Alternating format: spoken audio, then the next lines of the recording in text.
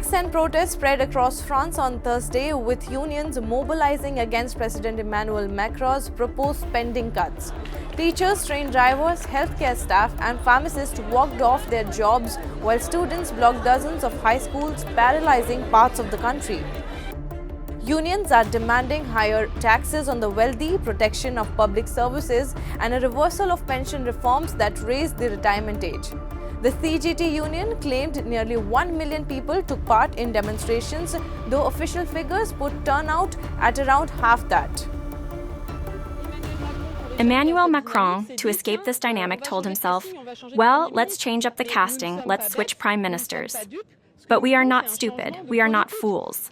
What we want is a change in policies.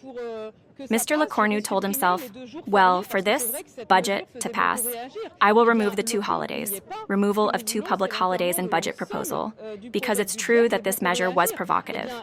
Well, the math isn't right. What we want is for this entire budget to be buried and the repeal of the pensions reform. We will not be blinded by cosmetic changes. What we want is to finally stop with these policies in the service of the wealthiest. The strikes disrupted schools and public transport in Paris. Almost half of primary school teachers joined the walkout. Metro and regional train services were heavily curtailed while demonstrators blocked roads in several cities.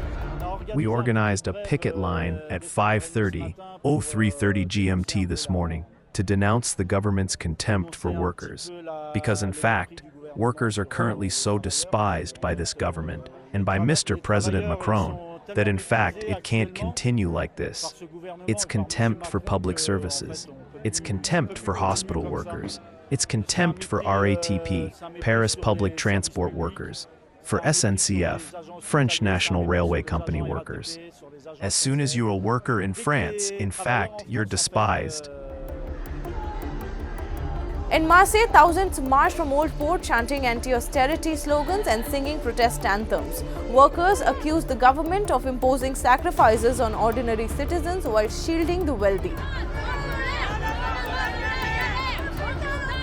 The government needs to understand that we are fed up with austerity, that there are real measures that need to be taken to save France, but these aren't the ones that need to be taken against workers. These are measures that need to be taken at the government level and the savings that need to be made. Unions also highlighted what they call tax injustice, pointing to soaring billionaire wealth while average household struggles with stagnant wages. There is a tax injustice because today, the people who have the greatest fortunes are taxed much less in proportion than the everyday people who go to work for these large companies, precisely. We know that billionaires have seen their capital grow almost 14 times since 1996. We can clearly see that today. A few people are getting richer, but on the other hand, what we see at the same time is that in France, the working class is getting poorer.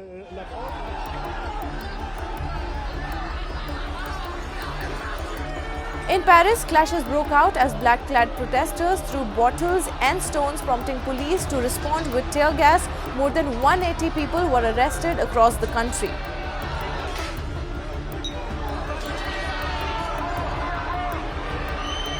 Yes, of course, I support them, striking workers. I'm not on strike, but I support it. Prime Minister Sébastien Lecornu, still assembling his government after his predecessor's ouster, pledged to meet union leaders in the coming days. But he faces pressure from both protesters demanding fairness and investors worried about France's soaring deficit, nearly double the EU limit. For unions, Thursday's strike was a warning. They vowed continued mobilization unless Macron's government abandons austerity plans and delivers what they call a socially just budget.